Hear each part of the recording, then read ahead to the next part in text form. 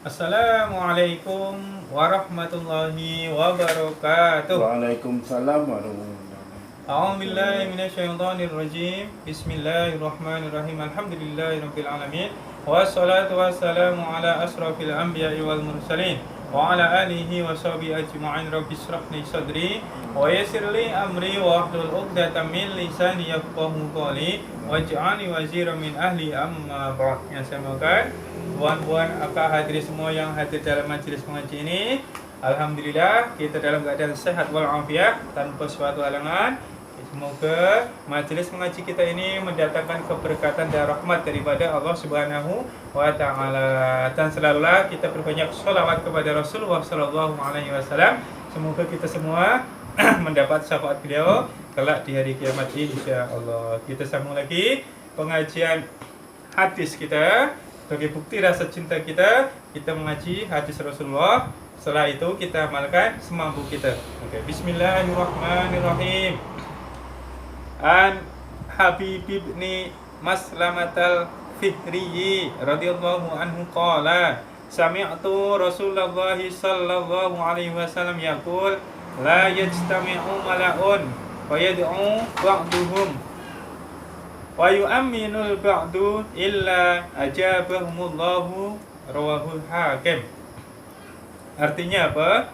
Bahwa Sayyidina Habib bin Maslamah Fihri radhiyallahu an berkata bahwa beliau mendengar Rasulullah sallallahu alaihi wasallam telah bersabda,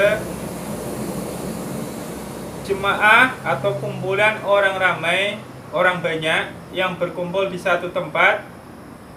Setelah itu salah seorang daripada mereka berdoa dan yang lain mengaminkannya, maka pasti Allah Subhanahu wa taala menerima doa mereka itu. Hadis riwayat Imam Hakim. Jadi kalau kita kumpul dalam majelis ilmu atau sholat berjamaah, kalau salah seorang, terutama imam dia atau ustadz dia dalam jamaah mengaji, beliau membaca doa, maka kita aminkan sama-sama. Jangan pula kalau lepas sholat jamaah kita pergi. Memang doa itu tak wajib lah, tapi kalau kita salah seorang berdoa dalam majelis itu, ya pas itu majelis yang datang semua mengaminkan, maka insya Allah sesuai omongan atau cakap Rasulullah atau sabda Rasulullah, maka doa tersebut akan diijabahi, dikabulkan oleh Allah. Sehingga kalau imam atau ustadz itu baca doa, hendaklah doa yang untuk banyak orang, jangan untuk sendirilah. Contohnya Rabbana atina fid dunya hasanah wa fil akhirati hasanah wa qina adzabannar. Itu untuk semua. Rabbana ya Tuhan kami, bukan untuk saya seorang. Jadi untuk sama-sama supaya doa itu semua makmum yang mengamini pun dapat doa tersebut. Paham? Oke, maknanya ayolah kalau ada kumpulan jamaah baca doa, kita pun ikut mengamininya ya.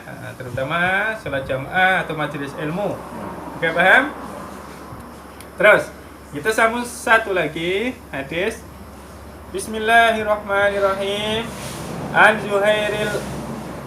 Zuhairin Numairi radhiyallahu anhu qala kharajna ma'a Rasulillahi sallallahu alaihi wasallam dzata lailah fa ataina ala rajulin qad alaha fil mas'alah fa waqafa an-nabi sallallahu alaihi wasallam yastami'u minhu fa qala an-nabi sallallahu alaihi wasallam aujaba in khatama fa qala rajulun minal qaum bi ayyi syai'in yakhtim fa qala bi amin fa innahu in khatama bi amin faqad aujaba fang sarafa rajulu alladhi sa'ala nabi sallallahu alaihi wasallam fa atarajula fa qala tim ya fulan bi amin wa ubshir, rawahu Abu Dawud.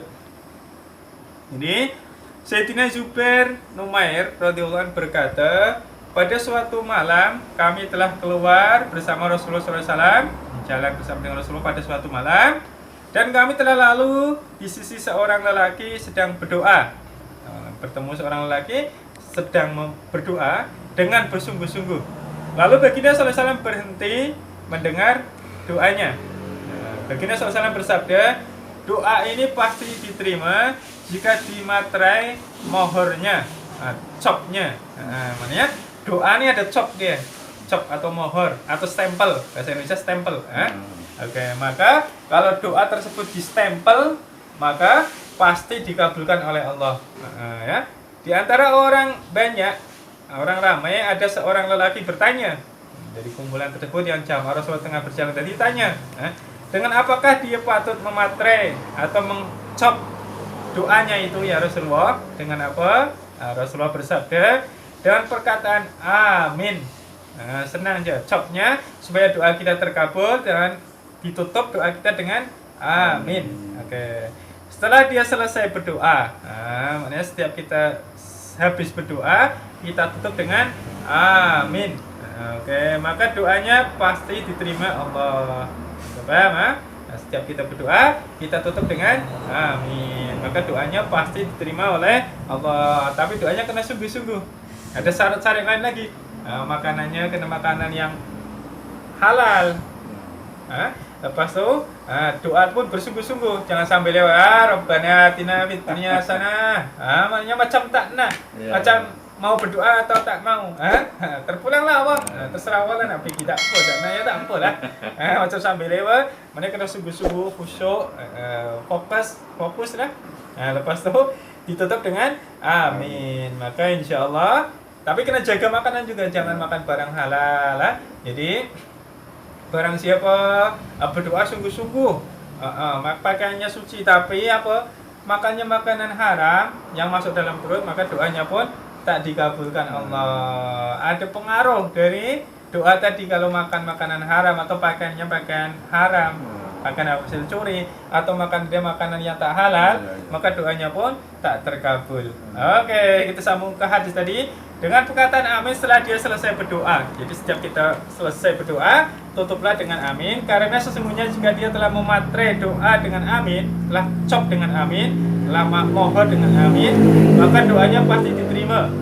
Lalu lelaki yang bertanya dengan Rasulullah tadi meninggalkan Rasulullah SAW dan pergi kepada lelaki yang sedang berdoa, lalu berkata, dia pun beritahu dengan Rasulullah, beritahu dengan orang yang berdoa tadi ya, yang sedang berdoa, sudahilah doa kamu dengan amin dan bergembiralah dengan berita bahwa doa kamu dikabulkan Allah Subhanahu wa taala. Hadis riwayat Imam Abu Dawud.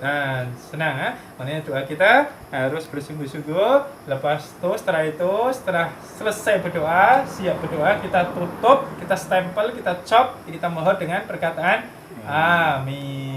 Maka sesuai perkataan atau sabda Rasulullah, maka doa kita pasti akan dikabulkan. Wallahu a'lam bishawab, kama qala Rasul sallallahu alaihi wasallam. Oke, paham? Apa persoalan tuan-puan hadirin semua? Bagaimanakah cara taubat dari dosa besar? Oke, ini soalan cantik nih ya. Bagaimanakah caranya kita bertaubat daripada dosa besar?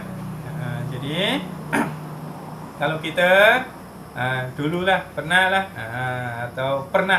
buat dosa besar, maaf cakap pernah berzina atau pernah minum minuman keras, pernah apa lagi?